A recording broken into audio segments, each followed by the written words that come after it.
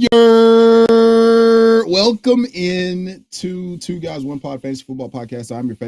I am your co-host with the mostest, your favorite podcaster, aka Chef GPT, aka Chef 90. Hey, look, when I'm not here for a while, I get the intros wrong, but I'm here today with Addison, the sleazebag, sleaze dog, sleaze hammer, sleazak, the man known for offending the most people just by simply announcing the presence of his facial hair. Addy, how are you doing today, brother? Sorry, I couldn't hear you over the new stash, but I'm doing great today, man. You know, it's definitely been making a lot of appearances. The thing I think that is the most rude about corporate America is that you don't get called out for looking ridiculous. Like, I have had an absurd mustache, and it takes me like 3.5 weeks to grow out a stash, and nobody's even commented on it. Like, if I see any client with this ridiculous of a mustache when they normally don't have any facial hair, oh, I am immediately commenting on that. That's how you show you're human. Well, first of all, you're asking for a lot. You work in I'm tech. asking for a lot. Yeah, you work in tech. So asking people to behave like human beings is that those things are juxtaposed in a way in which that I don't. And if you understand, you understand. But if you don't, those things can be, very diametrically opposed, if you will. So asking people to behave like human beings in tech, probably not the most reasonable accommodation to make, surprisingly enough, because you deal with human beings all the time. But also, anyway, we can move on. So last night, CTE Scat Pack and the New York Giants and, you know, their guy, CTE Jackson Dart. Scat Pack is so good. Uh, That is so freaking funny. I mean, all right, which one do you prefer, CTE Scat Pack or the Anglo-Saxon Assassin? See, I've heard the Anglo-Saxon Assassin so many times that CTA Scat Pack just hits a little different for me. That's fair. That's fair. We've been in the lab because here's the deal. Cam Scatterbo is going to have people that are my age and older just screaming about the bygone days where a fullback was just as integral a part of an offense as the forward pass. So Cam Scatterbo and the New York Giants and Jackson Dart frolicked their way to a victory over the hapless Philadelphia Eagles. I know it's weird to call the Super Bowl champions hapless, but I spent like 30 minutes this morning trying to explain why the Philadelphia Eagles offense was broken to my wife, and because they don't use motion, or they just use mirrored concepts. And it a Baldy breakdown triggered this because it's jarring how bad this Philadelphia Eagles offense is. Like, you have AJ Brown, who was in discussion to be, one of the best real life receivers in the NFL, like fantasy aside. Then you have Devontae Smith, one of the, before Top Travis Hunter 15. did it at winning the Heisman as a receiver. Devontae Smith put up a ridiculous season, like numbers comparable to the 2019 Jamar Chase season. And like you have Dallas Goedert. Like, you have all these weapons at your disposal. You have one of the best offensive lines. And on top of that, you have Saquon Barkley. And this team is just absolute. Like, every time I'm watching them and they do something coherent on offense, I'm surprised. So where do you land? Like, what is this? Is this a bad omen? Like, obviously we know Philadelphia wasn't as good as their 4-0 record, or now 4. I don't think they're as good as their 4-2 record, to be honest with you. So where do you land, and what are your thoughts on last night and what happened with the Giants and the Eagles? Well, I mean, one thing we saw last night that I think is evident is that the Giants defense can play a little bit better than we thought they could. And I know this one's an aside because I totally agree with you. Philly's offense is entirely hapless, but that is one of the better D lines in the NFL. And we knew their first 6 weeks that the Giants had one of the hardest schedules in the NFL. They played the Cowboys, they played the Chargers, they played the Eagles. They were going to be giving up points. And I think it's probably worthwhile to start thinking of the Giants defense as a harder matchup for fantasy teams.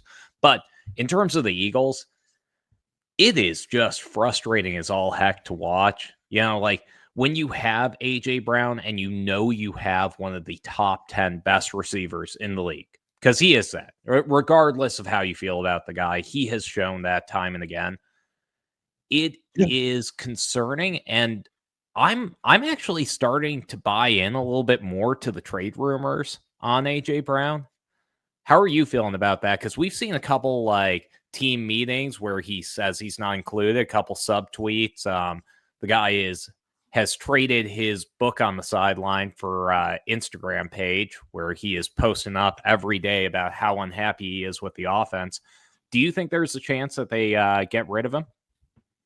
If we're being totally honest, yes. So I didn't buy into this at first, but then, as time has gone on and this hasn't gotten better, the problem is truly Kevin Patullo, the offensive coordinator.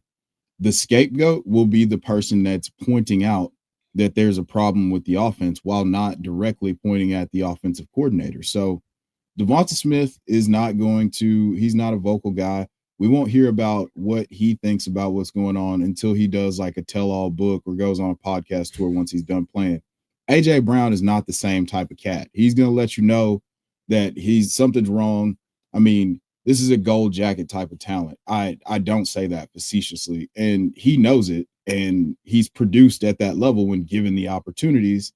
So yeah, he's going to be a little frustrated when you're talking about them just not getting the ball or not doing anything that allows the offense to function and work in a way in which that he would be utilized to contribute to a team winning. So with AJ Brown, I do think that this is fire to go along with the smoke that comes with losing 2 games in a row and your organization having the stench of post Super Bowl hangover of 2023. Like we all saw what happened to that 10-1 team when it got embarrassed by the Buccaneers. And it seems like they're back on that path again because they don't have answers on how to regenerate or recreate the magic of 2024, where, they were the best offensive line in the league and the most efficient passing attack. So yeah, I'm not a big fan at all, but that's enough about what the Eagles are doing wrong. Is there anything that the Jackson Dart-led Giants are doing right that strikes you? I mean, the one thing I'd say is Brian Daboll is really turning Jackson Dart into a Josh Allen rookie season sort of player, where we're seeing a couple of the warts. We're seeing some bad throws here or there, but when he has to take off and run with the football, this was something that I totally got wrong in the offseason. I thought that the rushing at Ole Miss was largely manufactured. I didn't really think that it was coming from Dart, and it definitely has been. But the fact that the QB run has been so well integrated into their offense with Scatabo, we're seeing a lot of that Alfred Morris corollary where we actually have an offense running through the quarterback run, and it's extremely efficient and hard to defend. And even without Malik Neighbors, they're turning Wan'Dale Robinson into a real receiver. I had already gotten off the Wan'Dale Robinson train for years. I was like, no, he's a little bit better than people are giving him credit for. And I finally was like last year, like, if he can't do it with 175 targets, when's he going to be able to do it? Right. And apparently it's with Jackson Dart. That's the wild thing that we can't often predict is teams just changing a player's usage pattern, or a player just hitting the fountain of youth or rejuvenation. I don't know. In the case of Javonte Williams, I mean, dude, like you look at these players and you look at a guy like Javonte Williams or a guy like Wan'Dale Robinson, you're like, cool, man. So you just exist. Well, JK was always efficient though. That's even on one leg. Even on one leg, bro. He was still out there. He was still out there putting the team on his back. Shout out to Greg Jennings. But speaking of J.K. Dobbins, let's spend a brief period of time on this Broncos and Jets game. So the Broncos take on the Jets. They're going over in London. They're playing in London at 8 a.m. or 8:30. Depending on what time zone you're in. I don't know what time they're playing in the Bermuda Triangle, but that's not my problem. Denver's a 6.5-point favorite, 43.5-point over under. Just without spending too much time, is there are you just playing, you're playing Bo Nix, you're playing Justin Fields, you're playing Garrett Wilson, you're playing Mason Taylor, you're playing Cortland Sutton. Is there anybody, you're playing J.K. Dobbins? Are you playing R.J. Harvey? I probably am playing R.J. Harvey. Are you sure you're playing Garrett Wilson? Yes, Like, Pat absolutely. Surtain, you got no fear of Pat Surtain actually being able to lock him down with the Jets having no secondary I weapon. I 1000% am of the belief that I do not care if someone's facing shadow coverage. Like, there's only one Okay, Darrelle Revis, and I fair. think that gets overblown a little bit. The reason I said that is because Garrett Wilson has one of the best predicted expected coverage matchup grades on fantasy points data of any wide receiver. And to go along with that, Garrett Wilson averages 1.33 fantasy points per route run versus man coverage. And Denver plays man coverage at one of the highest rates in the entire NFL. So, that being said, I am not afraid that Garrett Wilson will be erased by Patrick Surtain. I think they're going to move him around the formation quite a bit. Do you have any interest in Mason Taylor? You know, in this one, maybe not, but I want to start buying into the Mason Taylor hype train because Justin Fields has put up quality tight end seasons in the past. He did it with Freiermuth. He did it Mm-hmm. with Cole Kmet in Chicago. I think there's a good chance that we could see Mason Taylor end up as top 12 tight end by the end of the season. It might not be a bad time to hop on the bandwagon early because I do think that the Broncos are going to shellac the Jets this week. Wholeheartedly agree. I think Mason Taylor's had 19 targets over the last two games, 12 and 7 respectively, or 7 and 12, however you want to break that down. But 9.5 targets over the last two games in the history of Justin Fields allowing production or producing with a tight end is pretty exciting for me. Exciting enough for me to take Mason Taylor off my taxi squads and put him into my lineup, or off the bench and putting him into my lineup in redraft. But do you have anything else you want to talk about with this game? Um, Nothing off the top of my head. Any Broncos secondary receivers? Get your eye. Troy Franklin, Marvin Mims, Pat Bryant. Not Pat Yeah. Bryant, apparently. And if you want to hit those guys, I'm pretty sure, Addison and our Chow Chow 2024 Chow Chow champ Scott Malatez, forgive me, Scott, hit on some of the best DFS plays for this game. So let's move on to a game that has a little bit more intrigue, just because we don't know what the hell's gonna happen. I mean, so we're going to talk about the Cardinals and the Colts. So we won't spend very much time here because, again, this is gross. Like, the Cardinals, extremely gross, just disgusting. Okay. And the Colts, like, they're 4-1, but we don't really want to believe. I just finally moved them into my top 10 of my power rankings. So if we're talking about the Cardinals and Colts, or is there, like, are you starting every single Colts option? Are you, obviously, Tyler Warren locked in your lineup, Jonathan Taylor locked in your lineup, Daniel Jones at this point probably locked in your lineup, Michael Locked in. Pittman locked in, Josh Downs, Adonai Mitchell, Alec Pierce, all kind of situational desperation plays for you? Yeah. Yeah, I wouldn't feel as confident with Michael Pittman necessarily. I think Josh Downs still has an opportunity to come up on top. I think it might be a good sell high moment because I think that receiving room is going to be inconsistent as a whole. But do you think it makes any difference whether Kyler plays in this one? He is I think if practicing Kyler today. plays, I think if Kyler plays, you get more cuts to the sideline of him being frustrated about having to play football. I think that's the only difference. Obviously, Yeah, he's prepping for the new COD release. Come on. yeah. Just, hey, we've got to be getting close to whatever, promo or whatever they're going to be running for the month of October and November. But for the Cardinals, Marv is in, Trey McBride's in, Kyler Murray, if he's playing. Colts play a ton of cover three, single high, so that could be a good advantageous matchup for Marv. Uh, I don't really have anything else. I don't know. You're stashing Bam Knight. You're not going to start him yet.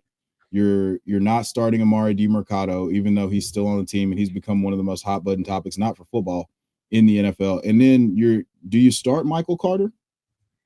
I don't. Against the Okay. Colts. They've put together a solid defense, and I'm already a little worried about this offense as a whole. Drew Petzig saying that Marv is going to get more run in the coming weeks and get a little bit more target share.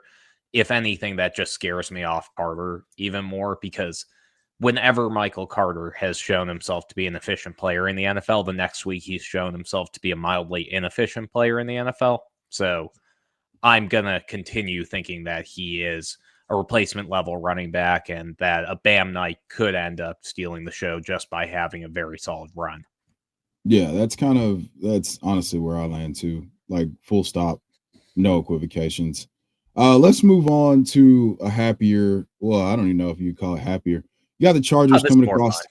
Yeah, coming across the land to take on the Dolphins in a 12 o'clock kickoff for a West Coast team. Don't love that. The backfield for the Chargers is kind of the biggest question mark here. Who's going to tote the mail, or are we truly in the middle of Justin Herbert legacy game season where he's just going to chuck it 45 times a game and give us everything that we potentially hope for?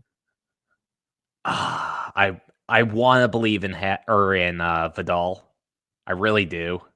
I want to believe in Vidal. I'm not sure I do, but I'm not putting on steel underwear and playing Vidal in my starting lineup if I can avoid it. But I'm going to sit back and watch, because I thought Vidal's prospect tape actually looked all right. I don't think Haskins did. I know he's got the Michigan connection. The guy is like Gus Edwards light. Gus Edwards is already a couple versions light of Derrick Henry. So you start stripping that explosiveness, and you get pretty worried about the play style. So I'm hoping Haskins comes out on top. But to be honest, this feels like legacy game for Justin Herbert to me. Yeah, that's generally where I land. On the Dolphin side, are you interested in anyone besides Devon Achane and Jalen Waddle? I like Waller. I like what I've seen from Waller. I gotta say, I feel like I haven't heard enough rapping from him on the field, and I feel like he could be doing a little bit better there. But aside from that, catching the football, he's still fantastic. He's been able to move well, 3 touchdowns in 2 games. He's going to be questionable all year, but he's fine. I think he's probably as good as any other top 12 option, aside from maybe the guys at the tippy top. So I feel pretty confident throwing him in my lineup. How are you feeling about Waller at this point? Do you think that he's just an every week start? I don't want to say it with my whole chest, but it feels like it might be headed that direction. I can't deny it. I was really hoping that those targets would somewhat get funneled to Malik Washington, but he had 4 targets, 4 catches for a grand total of 0 yards last week. So it appears that Darren Waller is taking a step forward in terms of his snap count and his involvement in the offense, which, again, makes sense. They trade Jonnu Smith. They go get a better pass-catching version of Jonnu Smith. So, yeah, anything else you wanted to hit with that game? Who you taking from the Chargers receiver room?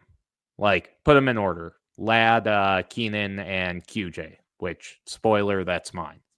Yeah, I'd take Ladd this week. Okay, great. Yeah, I'd take Ladd this week. Love that. Yeah. Let's hit Pat's Saints. Yeah, let's go Pat's Saints. 45.5 point over under. New England's a 3.5 point favorite on the road against the Saints.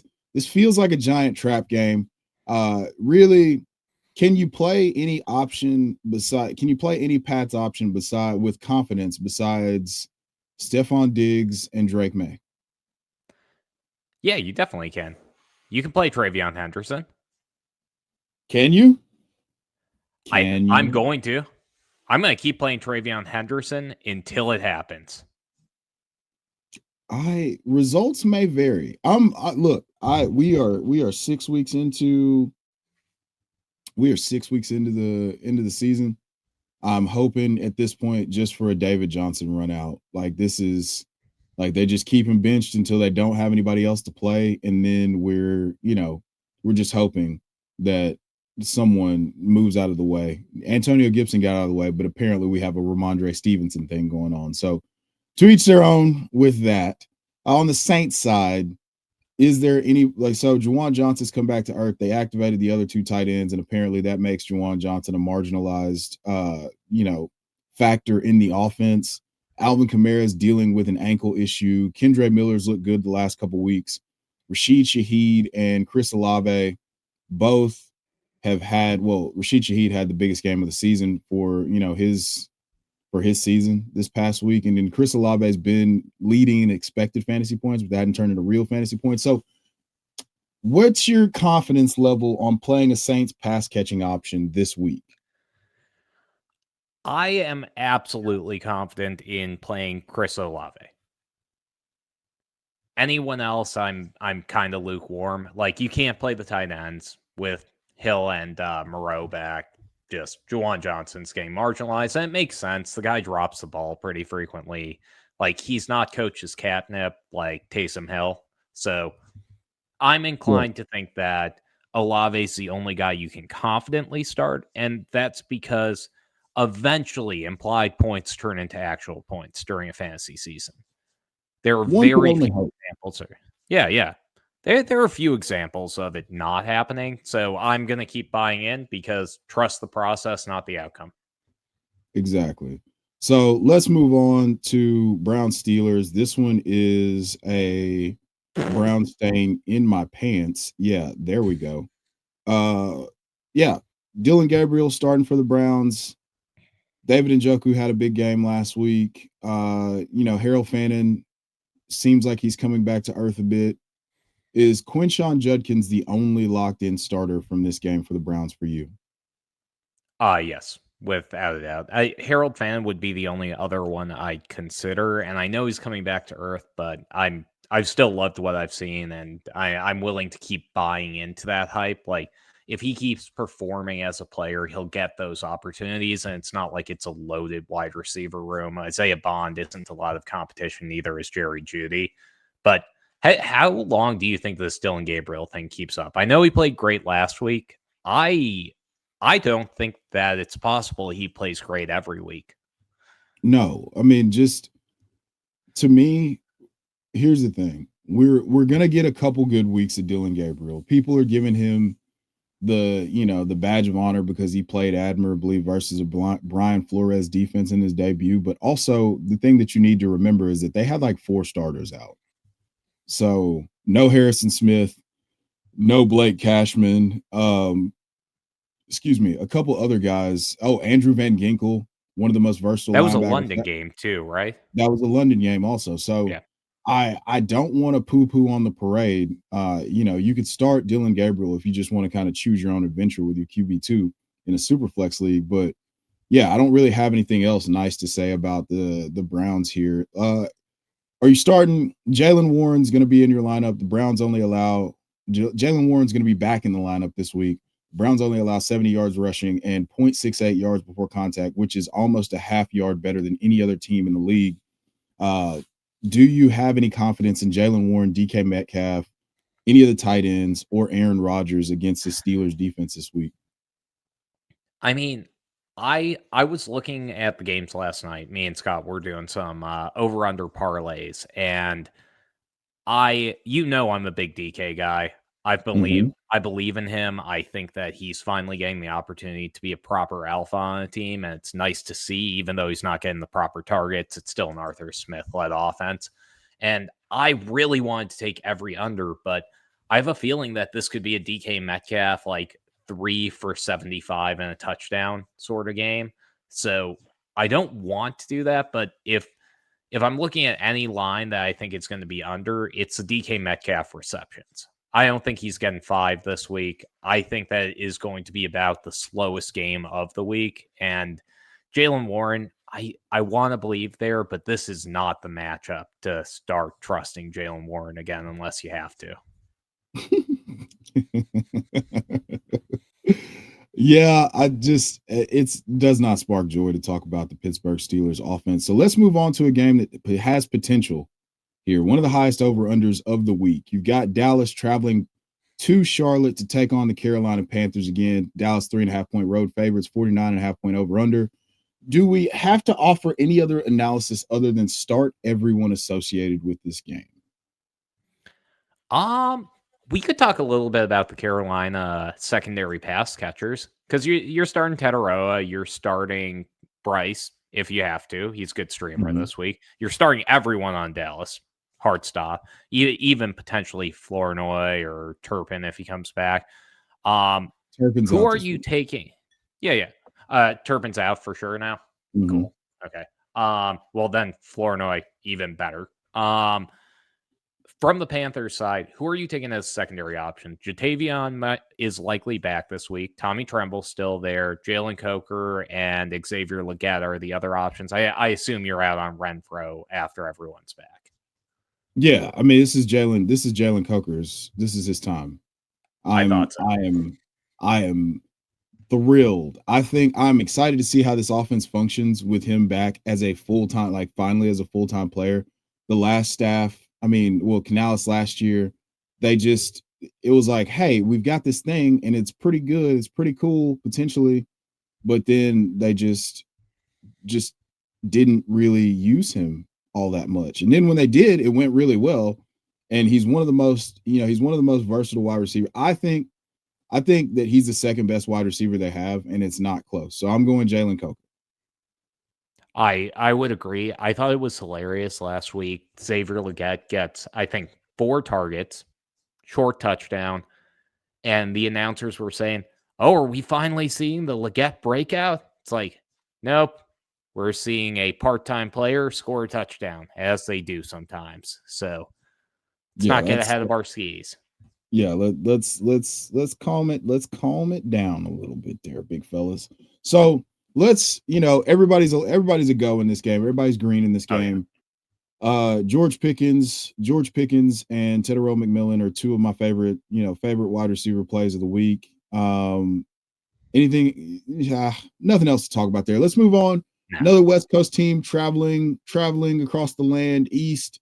Seahawks taking on the Jacksonville Jaguars in a noon kickoff. 47.5 point over under. Seattle's favored by 1.5. Uh, what's your lean here? What do you like? Is there anybody that you're particularly more bullish on in the market? Brenton Strange lost for the year. The Jaguars seem to be finding something on offense. I'm not sure what that is, but it's something. Where are you at on this, Addy? I love the Jaguars running the Anthony Richardson playbook, but with Trevor Lawrence in there instead. The I'm terrified to have my QB throw, but we're just gonna run him. So the guy I'm most excited for in this game is Kenneth Walker the third. I'm finally ready to buy in. I think Seattle's good. Sam Darnold's shown me enough. I'm ready to stop being the hater on this. He has been an adequate quarterback, and we're going to see him play well. So I'm buying that they are going to be up enough in this game for K-Dub to actually put together one of those premier performances. And I think you might even be able to get away with Charbonnet in your lineup. Interesting. So I'm on the opposite side. I Okay. think Hell yeah. Jacksonville, I think it's wheels up for Travis Etienne this week. Travis Love Etienne, that. I mean, the Jacksonville Jaguars average the most points on, receiving fantasy points to running backs in the entire NFL. And ironically enough, the Seahawks have allowed the most receiving fantasy points to opposing running backs in the entire NFL. Obviously, Liam Cohen comes with a big time screen game, one of the heaviest usage of screens in the entire NFL. So I think this is a huge game for Travis Etienne. If the Seahawks go back to the Ryan Grubb philosophy of like, hey, let's just throw the ball to one of our most explosive players, then we might have a ceiling performance from Kenneth Walker. But for some reason, they seem content to just kind of split the work between him and Zach Charbonnet for some reason. But if you don't have anything else, are you good to move on to Rams Ravens? We're not going to spend very much time there. Yeah. Let's scoop this turd out of the gutter and move on. Yeah, and what That ain't an expression at all. Jesus, come on, yeah, Addy. I scooping turds out of the gutter is certainly a way to refer to what it feels like to roster Baltimore Ravens right now. So the Rams take on the Ravens. Rams are 7.5 point road favorites in Baltimore. Good God. Lamar Jackson's going to be out. Most of their meaningful defenders are still out. Roquan Smith, hamstring, Marlon Humphrey, believe a calf or a hamstring. Justin Nnamdi Madubuike is out for the year with a neck injury. This is just green lights for all Rams, and then red lights for every single Ravens pass catcher, runner. Anybody in a Ravens jersey is pretty much a no-go. Do you agree, or you got any pushback there? I want to believe that Derrick Henry's going to be able to carry the team a bit in this game and keep it closer than we think. But I certainly am not confident in that potential outcome. So we can just move it on. Yeah, that's gross. And we're not going to spend very much time here. The Titans take on the Raiders. The Raiders play cover 3 at the highest rate in the league. Vegas is a 3.5-point home favorite. 41.5 point over under. That means that Tennessee's got like 16 implied total points. So, do with that information what you will. Ashton Genty's one of my favorite players this week. He's my running back 5 on the week. The Titans have allowed 21 missed tackles forced to opposing running backs this year. That's good for 10th in the league. Ashton Genty's forced the most missed tackles forced, tied with Jonathan Taylor with 23.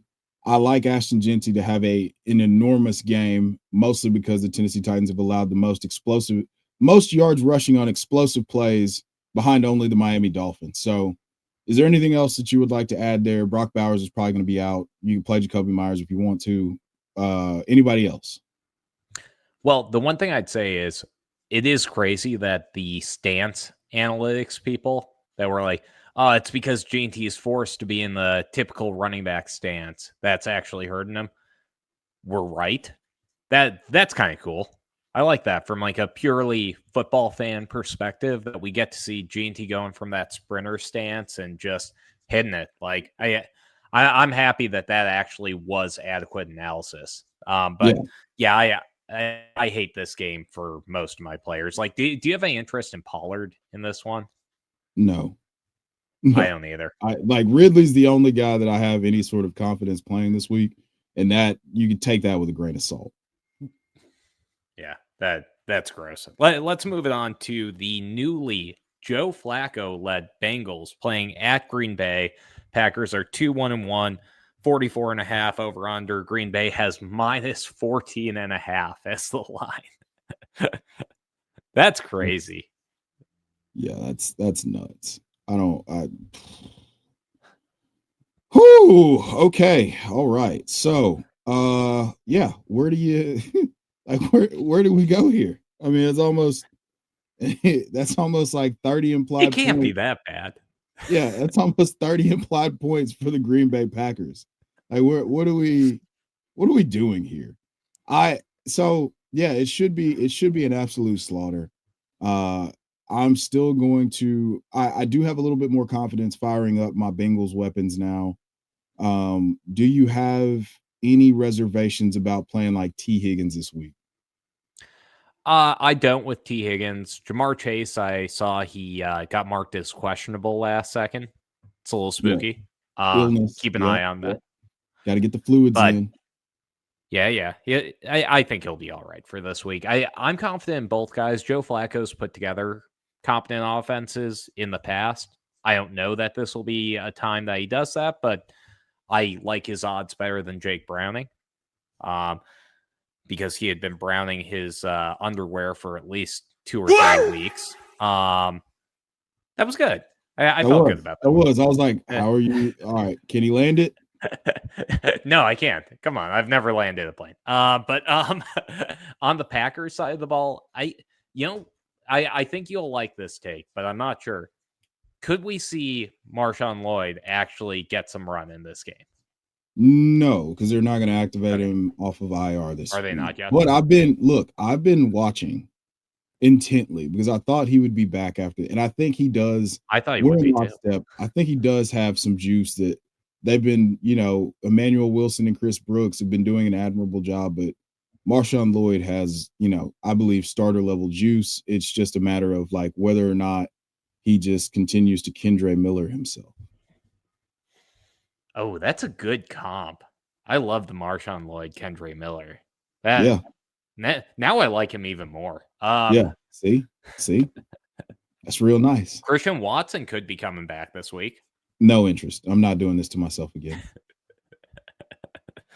I'm ready to get hurt again. Matthew Golden, sure, maybe, potentially, possibly. All right. Anybody else that you want? Obviously Tucker Craft. Move it on. Yeah, Freight Train Tuck, he's in there. Let's move on to 49ers Buccaneers. 47.5 point over under. Tampa Bay is a 3.5 point home favorite. This is a late slate game. I'm interested to see. We're going to have another week of Mac Jones. Probably no Ricky Pearsall. Jawan Jennings is questionable to play. George Kittle could be back next week. Brock Purdy still out with a toe injury. And the Buccaneers, in spite of losing to that Philadelphia Eagles team, have been the most consistent team in the NFC on a week-in, week-out basis. Do you have any reservations about playing any option in this game this week?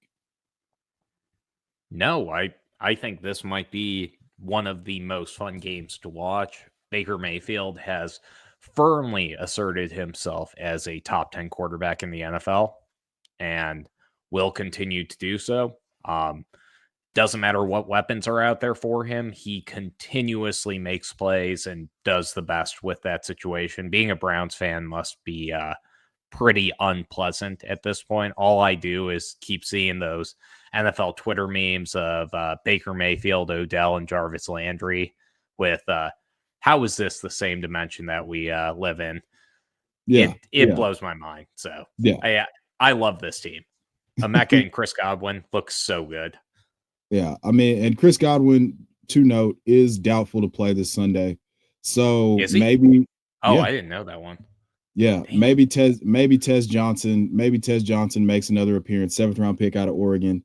Absolute dynamic, Jiminy Cricket like type player with just incredible lateral agility. But let's move on. Let's move on to the Sunday night game. We got the Lions taking on the Chiefs. Or is there anybody besides Jameson Williams that you'll take out of your lineup for this game this week? I won't even take Jameson Williams out of my lineup for this week. I think the Lions are going to smack him across the mouth. I think they are going to have one of those classic Lions performances.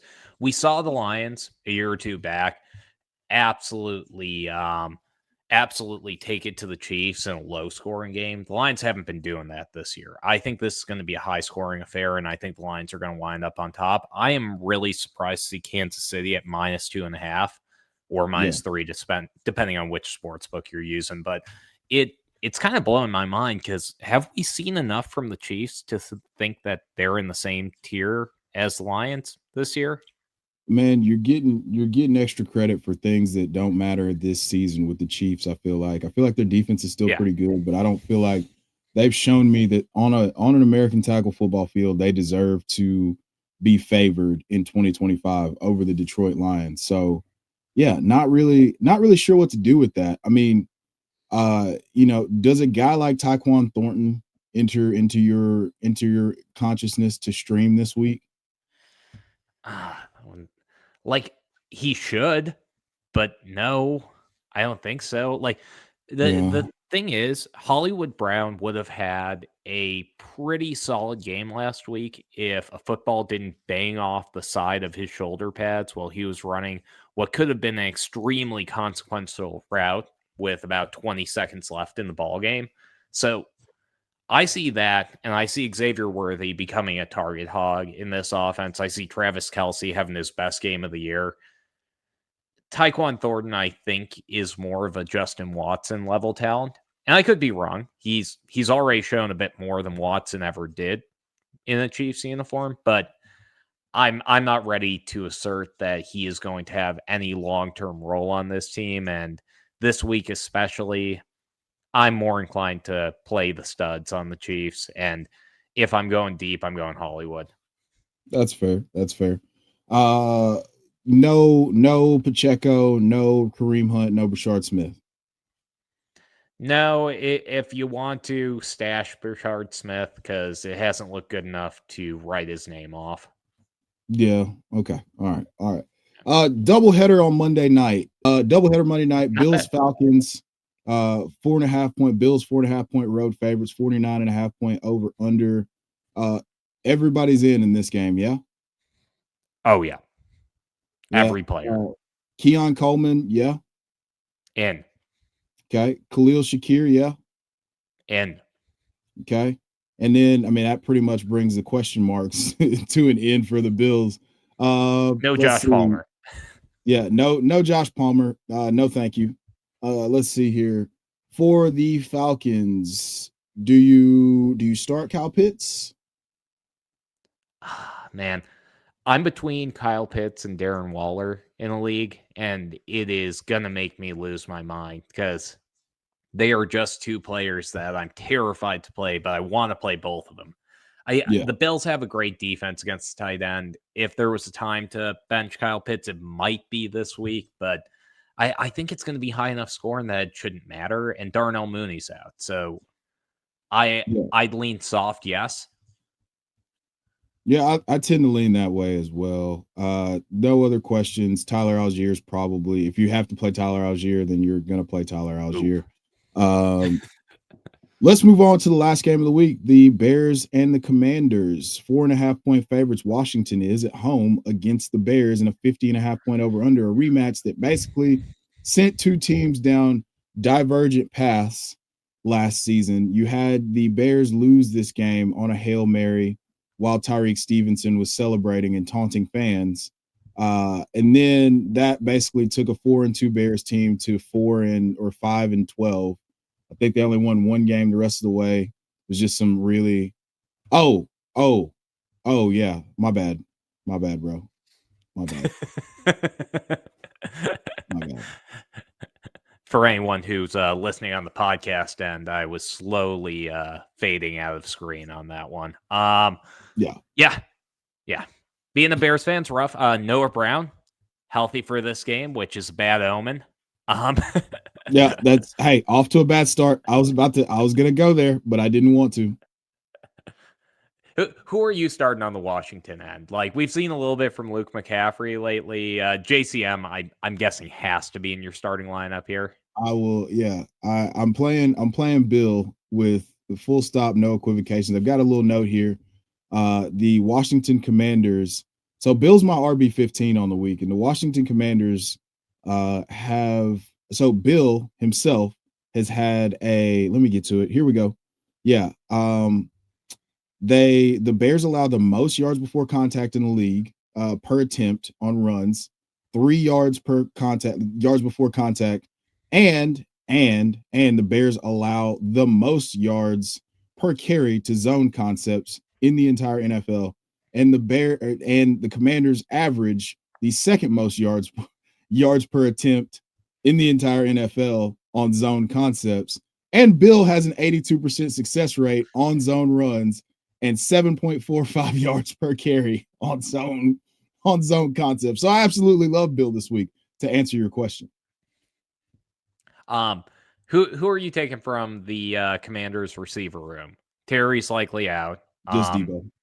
Just Debo. Okay. That makes sense. Just Debo, maybe sprinkle in some, if you're on Fast Draft, use promo code CHEV90. But if you're on Fast Draft, I'm going to be playing a ton. You can't play these guys, but I'd be taking a ton of Jacory, Croskey-Merritt just because the Monday night game is not a part of the slate. So, yeah, that totally makes sense. Any Bears players standing out to you? Roma Dunes, I'm guessing, is in your lineup. DeAndre Swift, not in mine, honestly. I could play DeAndre Swift this week. I could get behind that idea. I'm a little worried about it. I haven't seen enough, and coming off the bye, Monangai or Roshan could have made a name for themselves. I don't think they will, but like if there was ever a time to be a little trepidatious, word of the day there. So anybody who's watching my word of the day chart, trepidatious, used it very effectively in the sentence. All right, that was a quality use of trepidatious here. Yes. Okay. Well, that's all I got for the Bears side. We ready to wrap this bad boy up? Under 45 minutes. Heck yeah. Yeah, we got through all the games in less than 45 minutes. Yeah. Before we get out of here, Addy, tell the people Tell the people what they need to know. Oh, yeah. I am Eddie the Nard Dugnar. You can find me at Duck League Champ on all the social media platforms. And obviously, you can check me out on the League Champ app. We've been making some real big updates lately. We have a social media feature. So if you're a content creator, this is the platform to be on. There is no other platform where you can get free assets to essentially offboard your Canva costs. And we are giving away a jersey every single week. We have over 65 analysts. And at this point, Fantasy Pros only has about 50 that are still making ranks. So we are keeping up with the game, which is real cool. Get on there, show that you are one of the best in the industry, because we have seen a lot of no-name analysts make their start over this year, and I couldn't be happier for it. A lot of Puka Nacua jerseys, too. That's hilarious. But hey, listen, if you made it this far, thank you for liking, downloading, subscribing. Please, please, please, please hop over and support us in the Google Play Store and the App Store. And if you're so inclined, go follow me on the Twitter Xverse at CHEV90 and get into the Quantum of Chevis link tree. Until we meet again, always remember, there's ball watchers and there's ball knowers. Assign yourselves accordingly.